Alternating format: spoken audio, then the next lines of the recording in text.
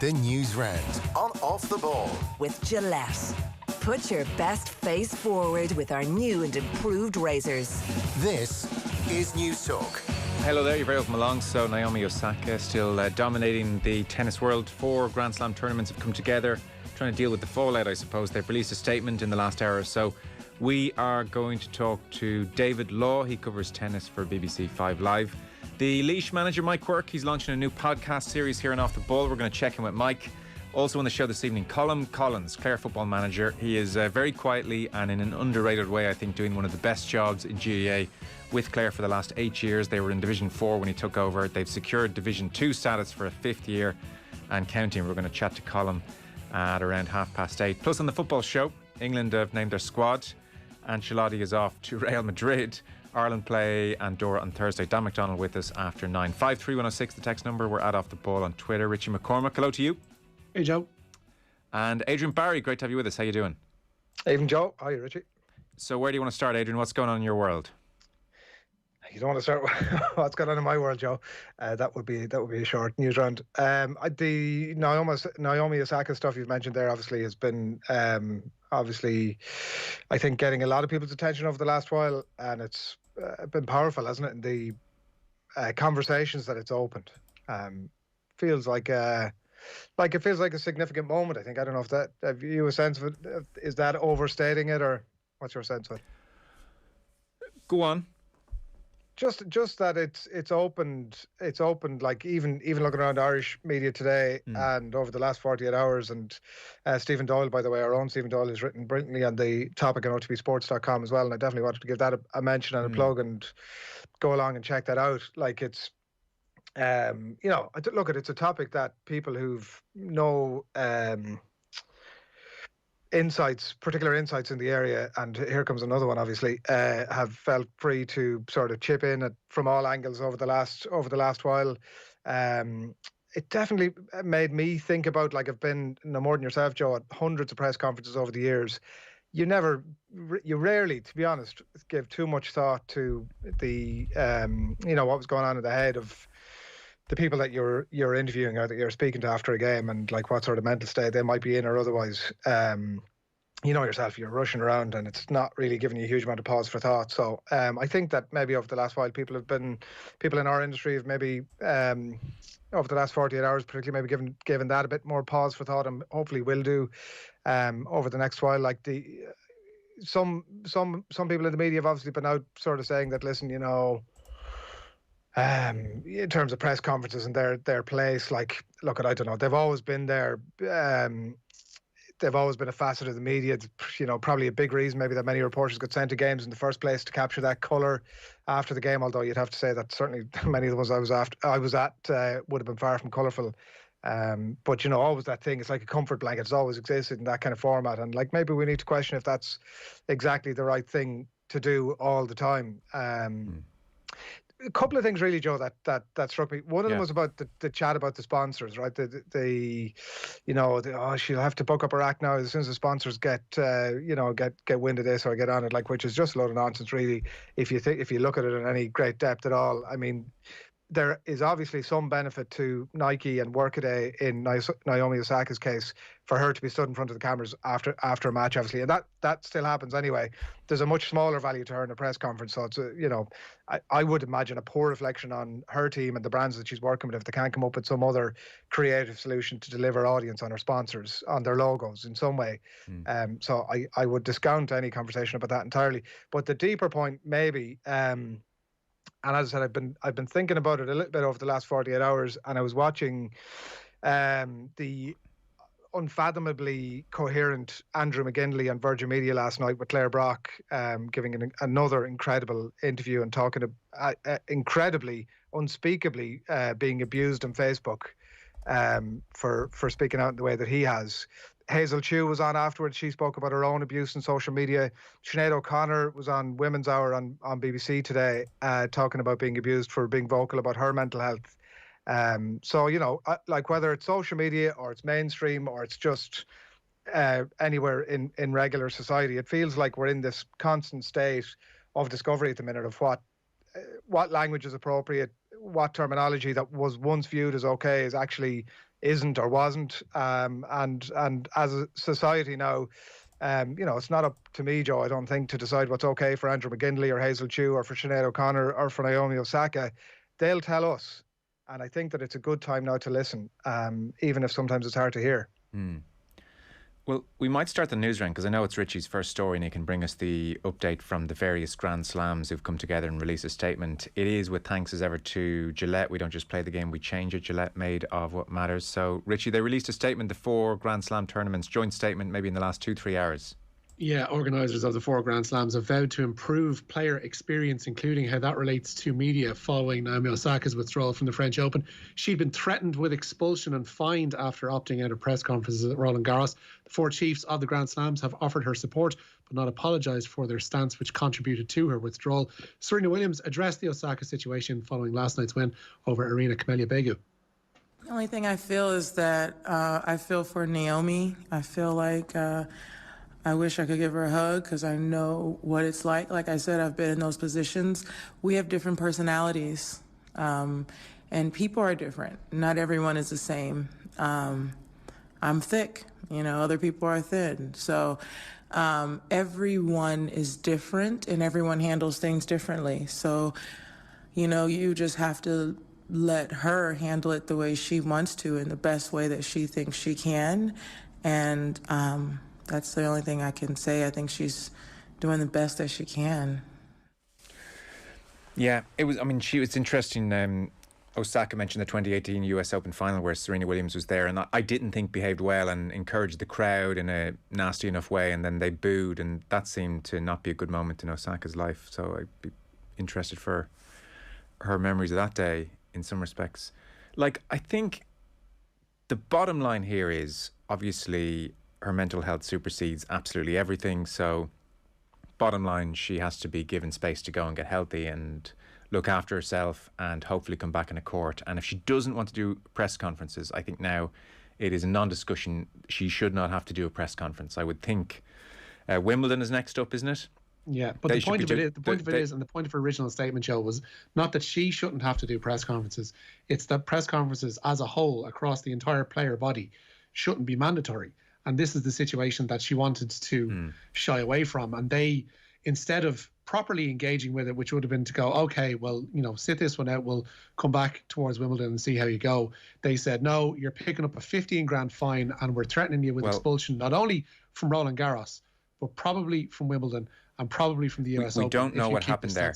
I think we have to be absolutely rigorous in this. We don't know what happened because they released statements saying they had tried to engage with her and weren't getting much back. She conceded she had written to them and said, I'll talk to you after the tournament. So we don't actually know. Yeah, well, that's was a conversation there. That's her statement. Why not take that, like Adrian just mentioned there? Yeah. Like you can't strong arm somebody into doing a press conference if they don't want to do it. She said before the tournament she wasn't going to perform media duties because, it was impacting mental health of players. She didn't necessarily specify herself in the statement, but, it was pretty clear what she was aiming at now, especially in retrospect. But like the engagement was, you're doing this or you're being fined and or you're being kicked out. Like that's just not good enough. And the statement today from them wasn't good enough either, saying, okay, maybe it's time for change. You've seen one of your best players walk away from one of the 4 pillars of the tennis calendar, and pretty much because of your stance on this. Like tennis has completely left her to sink this week, whether it was her fellow players saying, we all need the media, when you've got people talking out both sides of their mouth like Novak Djokovic and Serena Williams there, who've had their own media boycotts down through the years and haven't had an ounce of the criticism that Osaka's faced in the past 48 hours. I agree with pretty much all that. Like my sense on Thursday, we did the news round and I said to you, look, if she has cited her mental health, to go fining her now is a terrible look and not the right thing to do. And everyone should back off a bit. I think we had that conversation on Thursday. I must say, though, there was confusion in her expressions of what was going on. And I'm not saying that justifies. So don't, I sense you're ready to jump down my throat here, right? So just, I'm having this conversation with you in good faith. I'm trying to figure out why it got to this point almost. So I was slightly confused in ways. She cited her mental health, but then equally I see, her sister came out and wrote a blog at length. And like her sister has since come out and apologised and said, oh, look, I really didn't help the situation, because her sister had written a piece saying that at every press conference she's told she has a bad record on clay. Everyone's remarks and opinions have gotten to her head, and she believed that she was bad in clay. And so she said her solution is to block everything out, no talking to people who are going to put doubt in her mind. She's protecting her mind, hence it's called mental health. So many people are picky in this term, thinking you have to have depression or some sort of disorder to be able to use the term mental health. That gave me the sense that, is it that she wants to just block out the negativity, or is it more serious than that? And that's where I feel it was, because her coach came out and said on Monday, this is not about her. This isn't about her personally. She's addressing a bigger problem. And I think, like, mandatory press conferences, I think, should go. There's no problem with that. On the Wednesday before the tournament, to initiate it, I think, and in this way, and the messaging was slightly muddled. I can see how things got a bit messy. Now, again, to restate, I do think once she cited her mental health in the original statement, all bets are off. She should, there should have been compassion shown, and she shouldn't have been put under any pressure. I don't know, did she just put down the barriers and shut it out, and therefore the tournament organisers felt, well, hang on here, she's disrespecting us. And they made a bad decision, there's no doubt. I think, obviously, on Monday, yesterday, when she expressed herself, it's completely clear. It's not even a conversation now. She should be allowed and be entitled to engage with the tournament in any way she wants, and hopefully she comes back. And look, I do think ultimately it should have been the case after her initial statement that the tournament organisers, when they saw the phrase mental health, should have approached that with extreme caution and compassion and been very, very, very gentle about how they tried to almost say, well, is there any way we can get you to do some press in a way that you're comfortable with? Whatever, some kind of a solution that maybe she would have been okay with. Instead, yes, they went too far and talking of fines right out the gate. They may have been peeved she wasn't coming back to them, but it was kind of a muddled thing at that stage. I think yesterday's statement clears it up beyond all reasonable doubt. Now, if I've said something there massively egregious, come at me, but I'm just trying to kind of tease out how I think this thing played out over the few days. Yeah, I don't think you're 97% correct. I just think the remaining 3% is, I thought her statement on Thursday was pretty clear. So why did she? And again, sorry, she apologised. I noted that she said maybe it wasn't entirely clear in her press conference. Or in her subsequent statement, she kind of made the point, and because she in her latest statement she is saying, because if these press conferences are problematic for lots of players, we should really talk about that, because she's now saying that she doesn't have a specific problem with the way the press have treated her, that she says the tennis press have always been kind to me, and I want to apologise to all the cool journalists who I may have hurt. And she went on to explain then brilliantly, I'm not a natural speaker, I get huge waves of anxiety before I speak to the world's media, I get really nervous, I find it stressful. So suddenly to me now I'm like, I totally understand that. So I wasn't sure, was it about the nature of the questions, the you're not good on clay, because I'm not in the tennis press conference, so I was like, what is going on here in these press conferences? So I was kind of thinking, is she getting negative question after negative question, and they're, really going after her? And if that's the case, that's terrible. Subsequently, she said it doesn't seem to be as much about that. It's just about this, the waves of anxiety that hit her. It's not so much about the nature of the questions. That kind of jumped out to me in her subsequent statement. Can I just make one point that I think that what would have cut through all of this, and hopefully they've learned their lesson, and hopefully other governing bodies in every sport in this country and every other sport around the world has been looking at it and taking the lessons out of it. The tennis authorities could have cut to the chase with this very quickly if they'd, it playing out with press releases. You said this and I said that, could have been all cut out if, and I've seen it said, and I would have some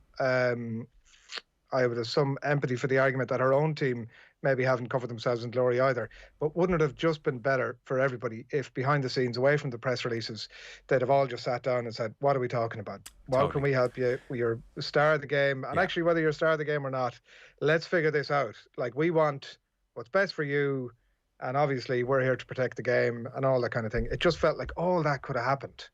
And this wouldn't have needed to have been monster deal it's become. But like, for all of that, as I said, maybe it's what we wouldn't have been. It wouldn't have got the column inches or the air miles that it's gotten if that had happened. So maybe there is some good to come out of it. Yeah.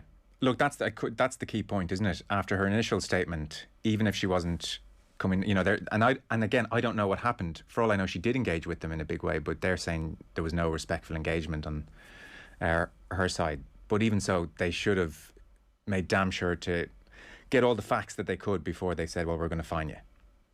I guess ultimately that's, the big failing of this whole thing. And you're at a point in Monday where she's so upset by the whole situation that she has to withdraw from the tournament. That's the big failing. Rich, do you want to come in with any other thoughts on it then?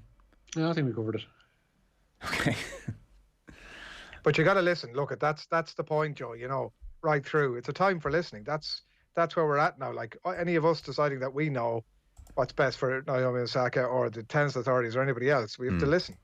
No more than those other names I mentioned earlier on. Oh, 100%. 100%. And like, it is notable in the statement that which Wimbledon have signed, they don't apologise. I think that would have been a good idea, but they also don't, like they towards the end of it, they still hold their ground on this fairness point, which is like the kernel they're kind of basing all this on, like, oh, well, if you're not doing press conference, how can others be expected to do a press conference? So they still, at the end, say that sport requires rules and regulations to ensure no player has an unfair advantage over another. I just don't know if today was the day to kind of reiterate that point. And the more, Joe, then... Go on, Richie, sorry. No, plus, like, as regards rules and regulations, like, it's one thing to have, there are kind of serving clocks in play now. There are different rules and regulations as regards on court.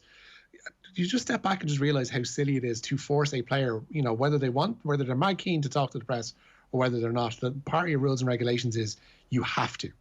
Like, it's just in 2021, it's perverse. And there seems to be, from a certain cohort of journalists, this sense that the tennis press conferences were soft soap affairs, and certain journalists were picking and choosing, questions from press conferences down through the last few months that Osaka's faced. But there are others out there that, weren't so easy. And I mentioned this on Thursday. Right. Like, I've watched some incredibly difficult press conferences, not just from Osaka, not just the female players either, whereby players just, it's a symptom of it being such a solo sport. I mean, yes, you have your coaching staff up in the stands, but ultimately you are responsible for everything that goes on court. And if you are not mentally prepared to deal with the press conference, not just with the negativity, but just with the actual being in a press conference and facing those questions whereby you having to justify yourself, it's very different to what a manager faces in a team sport like rugby or soccer or GA, or a player in a similar circumstance. It is a very solitary, very difficult thing for a player, often pretty young, to have to deal with. Yeah. Do you think this is the end of mandatory press conferences? Yes. I think we're heading down a road now where this is a conversation whereby there will be ground ceded, I think, on both sides. I don't think we're just going to see players en masse walking away and saying, sure, I have a Twitter and Instagram account, what more do you need from me? I think there is an acceptance from the vast majority of the playing body, and they kind of came out and said as much last Thursday and Friday, that they're more than happy to keep doing press conferences. But I think whereby players aren't in a position mentally, or aren't, just don't feel like a press conference is the ideal environment for their mental health, I think they're probably best off steering clear. There's no doubt, Adrian, like, they do have a voyeuristic quality when, after a big loss, it's like, will there be tears? That is part of this whole circus as well. And like, I agree with the idea of holding sports stars to account, by the way. And I think that, like, Richie briefly touched on it there, but I think that there are a few different issues being conflated into this one very specific thing around Naomi Osaka that aren't necessarily appropriate to the discussion around her. But to the broader point, I do definitely agree that sports people having their own PR arms and they're only communicating through their own social media channels is not necessarily a healthy thing, by the way, for sports generally. And so we need to find another way. But I wouldn't. You just have to separate those things out, and it's almost not a conversation for the Naomi Osaka specific one. But yeah, look, I do think that the tennis authorities have really they have bungled their way into it, because they really should have been the adult in the room no matter what else was going on. Yeah. And they should have been the ones to say, let's call this and let's let's all get in a room and discuss it. But they're clinging on to something that they've known forever and a day. Like that, this is the only way we know to do it. You can't possibly be trying to change the formula. That's going to mess with our game. And somebody in the room needed to go, listen, hang on. What are we talking about here? Yeah, no, there's no question they dived in a bit too quickly, to say the least, on a post Wednesday when her initial statement was, and they just should have, before going public, should have made a point of, once the mental health point was in there, really dug down into that privately. It's kind of amazing they didn't, actually. It is staggering that they didn't do that and went so public so quickly. Clock's coming against us, Rich. Do you want to blitz through a few? Yeah, Carlo Ancelotti has returned to Real Madrid. The Italian confirmed his departure from Goodison Park this evening after 18 months at the helm. He's guided Everton to successive finishes of 12th and 10th in the Premier League. Real were without a manager following Zinedine Zidane's second resignation from the Bernabeu. Ancelotti previously spent 2 years in charge there, leading them to Champions League success in 2014. Now means that both sides of the Classico are now managed by former Everton bosses. Trent Alexander-Arnold today included in the England Euro 2020 squad. The Liverpool fullback was touch and go, having been omitted from their card of World Cup qualifiers back in March. Injured Manchester United captain Harry Maguire makes the cut, but there's no room for Jesse Lingard, James Ward-Prowse, nor the injured Mason Greenwood or Aston Villa's Ollie Watkins. Rafa Nadal through to round 2 at the French Open. The 13-time champion beat Australia's Alexis Popyrin 6-2, 6-3, 7-6 today, and he'll play the experienced Frenchman Richard Gasquet in round 2. However, 7th seed Andrei Rublev is outbeaten in 5 sets by Jan-Lennard Struff. Later tonight, Novak Djokovic goes up against the world number 66, Tennis Sandgren. Funny one this though, and not really, but kind of. Petra Kvitova has been forced to withdraw from the French Open. The 11th seed sustained an ankle injury after Sunday's press conference that followed her first round win. Kvitova will focus her attentions now, she says, on making sure she's fully fit for the grass court season. Elsewhere today, top seed Ashley Barty needed 3 sets to beat the world number 70, Bernarda Parra. Also victorious were the women's 5th seed Alina Svitolina, the Australian Open finalist from earlier this year, Jennifer Brady, and Tunisia's Ons Jabeur. Fran makes a point. What is the point of press conferences in tennis anyway? Unless the player has a major meltdown on the court or a historically bad performance, what do the reporters expect to gain? These conferences are routinely dull as. I think that applies to most sports really at this stage, doesn't it? Yeah. Anonymous text, I was once in a borderline press conference situation at an event where I picked up an award. I was asked some very gentle questions in the press room and I have to say my mind blanked completely. I felt like I froze on the inside. I don't know what I would have looked like to the press who were there. It mattered to me. They probably couldn't care less. Oh, I'm sure it is not easy. It's so much easier to be sitting there asking the questions, Adrian, than trying to process the question, think of an answer, verbalise it, decide what you do want to say, what you don't want to say, and all the while being recorded. Totally, and we are wandering into a slightly different conversation, by the way, but it has struck me that over the last, it's been another good time for talking about the quality of particularly stuff like post-match. It's something that really grinds my gears, just sometimes the quality of post-match interviews, just the thoughtlessness of them in terms of their insightfulness. Like when people talk about it, you get nothing out of a press conference afterwards, or you get nothing out of whatever it is. Like that's to do with the quality of, that's on the interviewer, or the journalist that'll be at a press conference or whatever. So that is definitely a conversation, Joe, but I'll be happy to go deep on that one some other day. Adrian, can you sum that up for us and sum up those last 90 minutes for us? Yeah, what's the mood in the camp? I remember being at a Leinster press conference years ago, and there was a conversation with a particular player that was going in a certain direction about a certain topic that was deeply interesting then and still is now, and there was a few different people sort of getting stuck into it, and it was getting to an interesting place, and then one journalist in the room sort of sniggered at everybody else and went, "Oh, tell us, what's the mood in the camp?" And it'll live with me forever and a day, that one. Yeah, although it's an interesting situation, this, isn't it, in that they are bland, superficial questions, and yet maybe like somebody in a vulnerable spot welcomes those as opposed to the more searching ones, or trying to get deeper or to get into your flaws or get into things not going right for you. Like suddenly, you've got to balance all these things up. Yeah, and like I'd like to think that there has to be still room for that, and like there's an important role for the media to play in sport in terms of the questioning of stuff like drugs or whatever it might be. Like there's, but off a devastating loss, increasingly the questioning will have to be appropriate and seen to be appropriate, I would think. Yeah, it's going to be a tricky one, isn't it? I think, because even Naomi Osaka was saying that she would still do the TV bits directly afterwards, right? No, I don't think they tend to be particularly insightful at times, but or particularly probing maybe at times. But I mean, I think in light of what she was saying, you're coming off the court and you're just devastated, no matter what the question. Yeah, I mean, she also in her original statement, and I think that probably people then didn't take the gravity of what was going on in all quarters. Like, she talked about getting asked the same questions all the time. Like, there was a degree of, it's just so tiresome, which isn't actually her ultimate problem with them. So I guess that applies to the on-court TV interviews as well. They're just generally, how did you play? You're great. Wait to the crowd. That's generally what they are. Often by a former player, aren't they? Yeah. Particularly in tennis. Yeah. Rich, do you want to give us a last story or two? Breach of COVID-19 regulations by a club in West Cork has been passed to the Director of Public Prosecutions. A team there were reported to Gardaí in Clonakilty for group training under level 5 restrictions. In April, the Gardaí said they're investigating all the circumstances of that particular incident. While Ulster are down to bare bones for Saturday's Rainbow Cup clash with Edinburgh, the 4 players who tested positive for COVID-19 last week remain in isolation. A further 9 were deemed close contacts. They're also self-isolating, while the likes of Jacob Stockdale, John Cooney, Ethan McElroy, Luke Marshall and Jack McGrath are all out injured. Edinburgh, of course, have problems of their own. 2 players of theirs have tested positive for COVID-19, but the game still does go ahead. And the SSE Electricity Premier Division is set to launch on LOI TV. Premier Division will join the First and Women's National League on the same platform from the 11th of June after the mid-season break. Jan in Smithfield with a good text in, I think. If Naomi Osaka broke her leg, she wouldn't be penalised for refusing to play. The fact she's trying to manage mental health issues by not participating in a press conference should simply be accepted. Imagine being a regular person agonising over whether to reveal mental health struggles to your employer or not this week. These situations can reinforce or challenge stigma. And in this case, the event organisers have reinforced it. Yeah, I think they probably have.